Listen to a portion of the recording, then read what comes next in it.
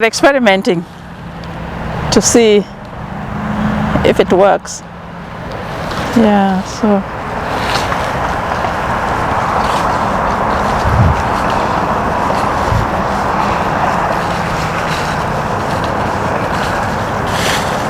oh, I wish there was some ripe ones.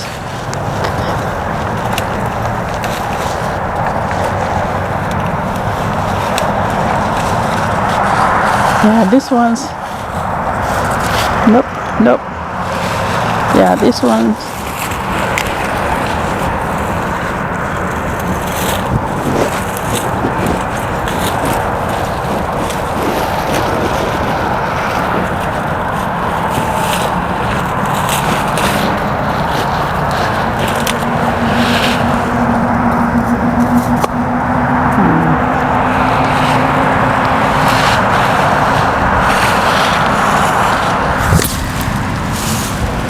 See these ones.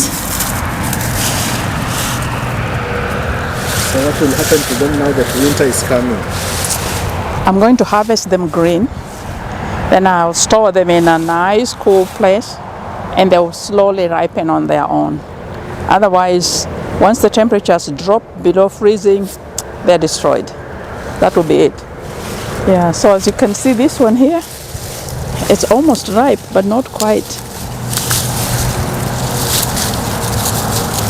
These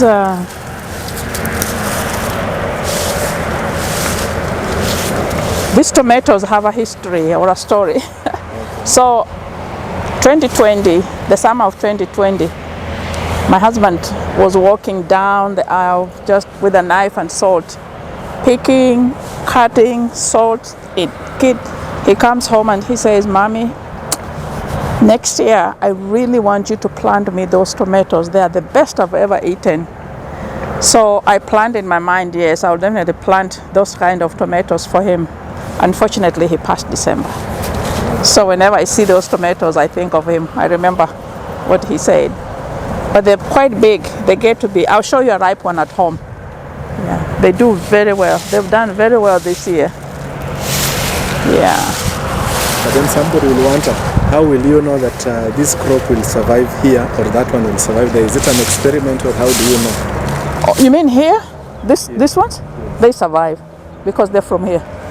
And we buy the seedlings or the seeds we buy from well-known seed companies. So, and we just know during the summer they do very well, but at this time of the year, they're done. Yeah, so they're very seasonal. And I wonder if you know what this is. This is mrenda. Oh yeah, okra. Yeah, but overgrown. I'm saving the seeds. I'm going to try and market the seeds this coming year. But we got so busy, as you can see, that we couldn't keep up with the picking or with the harvesting. Yeah, you really have to harvest okra daily. They grow so fast. Okra is mrenda. Yeah, it's mrenda. Okay. Yeah. It's a lot of people like it, but we just didn't have the time. Yeah. Yeah, we have a lot of seeds, as you can see. I don't know if you've ever seen the seed of the inside. Let me show you. It's beautifully laid out. Look at that. All those seeds. So imagine one seed produced all this.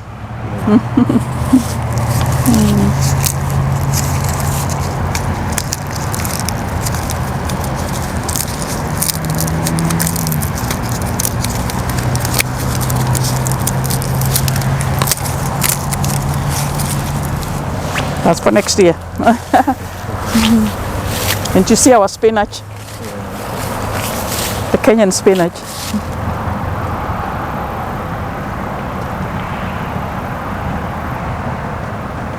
Then we have, that one is called red Russian kale over there.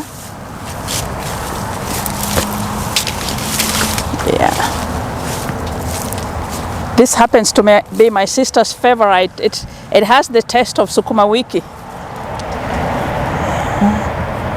I don't know if we can dig underneath here.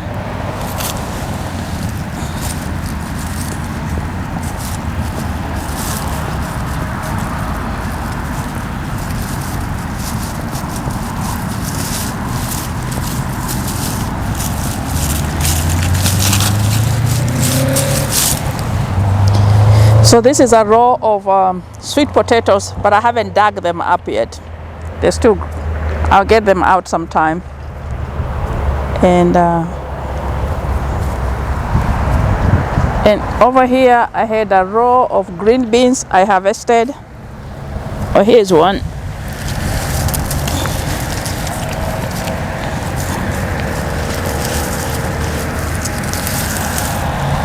Yeah, I harvested this already.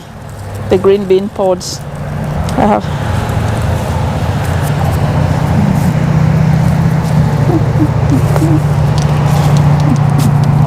Oh, this one you will like. This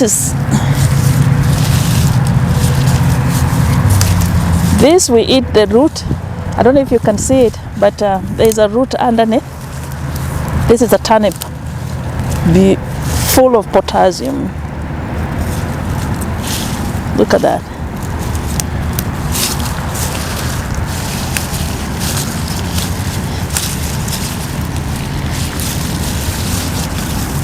It's a very good vegetable.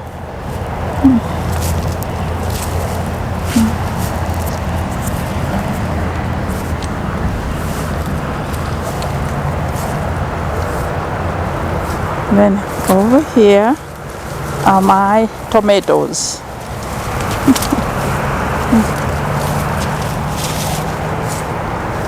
I planted 4 nice rows of tomatoes, but they just again time. I haven't been able to keep them up straight like the first row did. So again I have to come and harvest all this, keep them in for the winter. Maybe can or make some salsa out of it. But so I have a lot of work to do.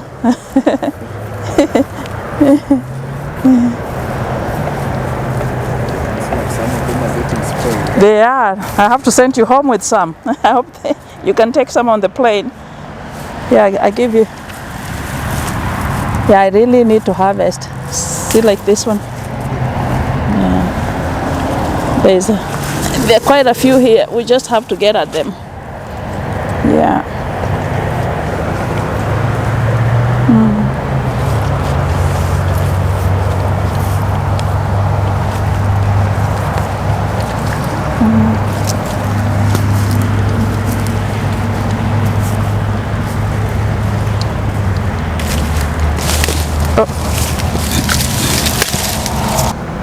My names are Janet Kaveza Zintambila, and I am from Kenya.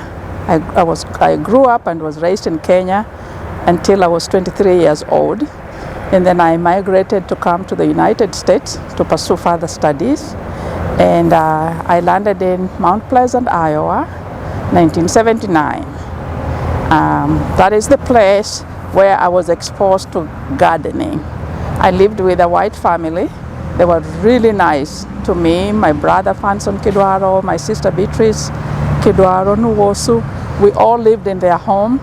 But the mother was so sweet. She approached me one day and said, "Janet, what do you like to grow in Kenya?" And I remember saying, "Oh, we grow all kinds of vegetables." And she said, "Have you found any of those in the stores?" I said, "No, I wish I could." And she said, "Tell me one particular one that you would like me to grow for you." So I said, "If you could just find me sukuma wiki, I'll be so happy." And she said, "What is sukuma wiki?" So I said, "Collard greens." She said, "Okay."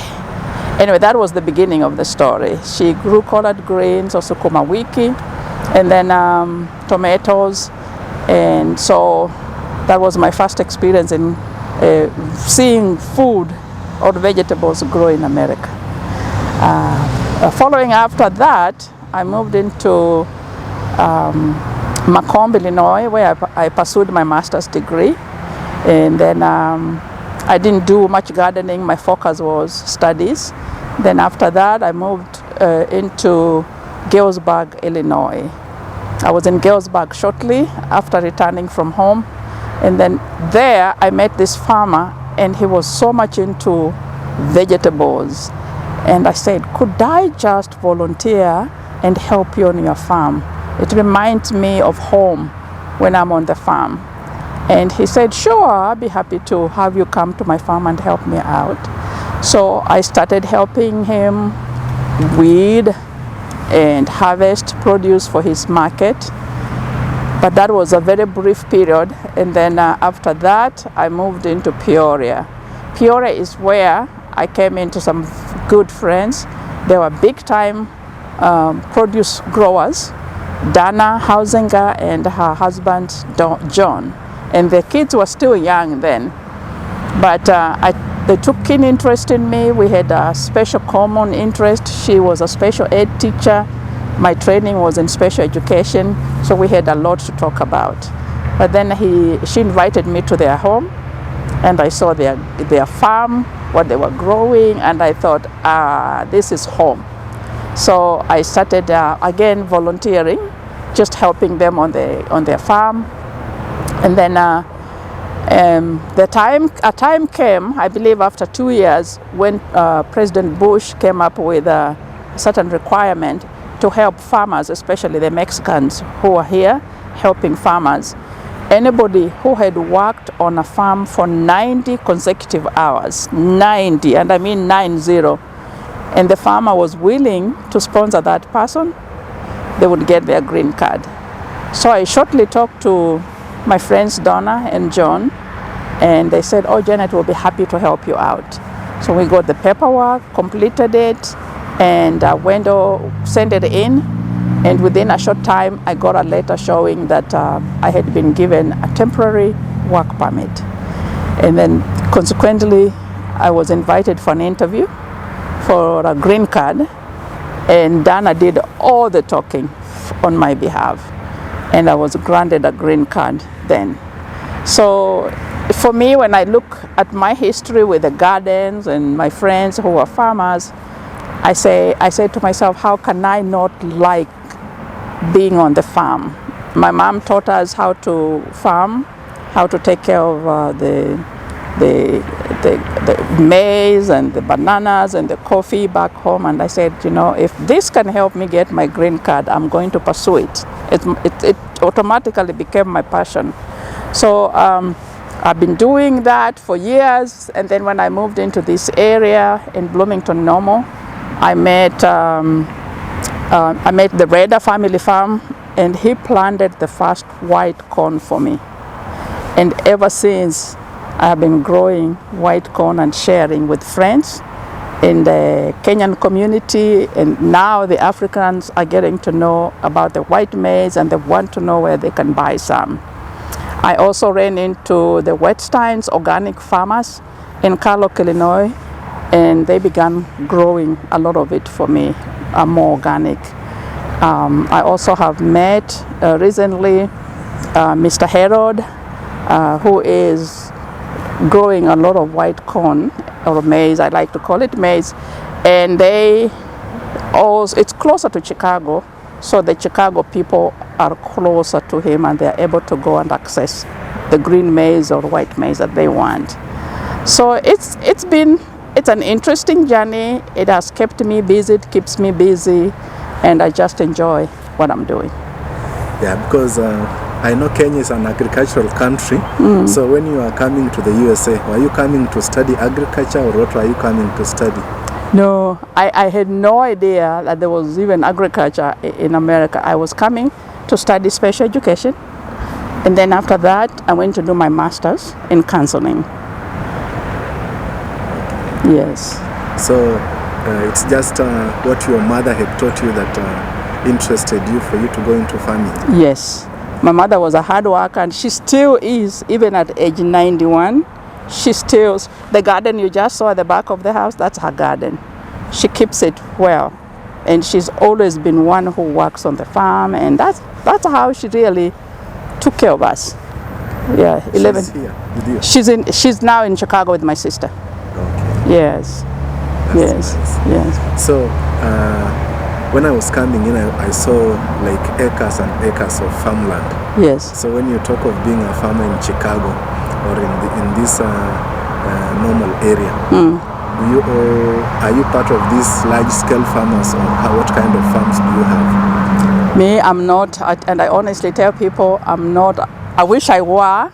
I don't own land yet. That's my dream. But I lease, and I have, what you saw is what we call urban farming. You grow food in the urban area, or in your town, behind your house, or in front of your house where you live. But yes, they are big time farmers. They own even thousands of acres. Unlike us in Maragoli area, we only own small acreage, and that's how we survive. Oh, so your experience being a Maragoli has helped you, produce so much on small pieces of land here. Yes, being a Maragoli, having those small lands, and knowing what we could do with the small pieces of land that we had. When you come here, in this area, let me tell you, the soil is fertile. I don't know if you've seen how dark it looks, but this soil is really fertile. So you learn to grow a lot on a small space. And we don't use any chemicals, we don't use any insecticides. Everything you see here is organic, natural, just like our mothers taught us. Yeah, and then you talked of urban farming. So I don't know, what do the authorities think of you when you do the urban farming? Actually, it's encouraged, especially now. Ever since COVID, if you drive around the cities, you find a lot of people growing their own food. They have their own small gardens. Instead of a beautifully manicured lawn, people are converting that into gardens where they can grow their own food and be able to have enough to eat. And anymore, it's like, oh, I want to know what I'm growing, instead of just totally depending, on the markets. Yeah. So from these small pieces of land, do you just grow for your consumption or you sell? Right here, it's mainly for consumption. Yeah. In the vegetables, my mom likes these softer vegetables because she really has aging 91, the teeth are not as best as they can be. But for the most part, this is mother's vegetables. Yes. My friend from Pennsylvania, he's doing a story on me. He should do a story on you too. For Coffee House. Hey, how are you? We're gonna be on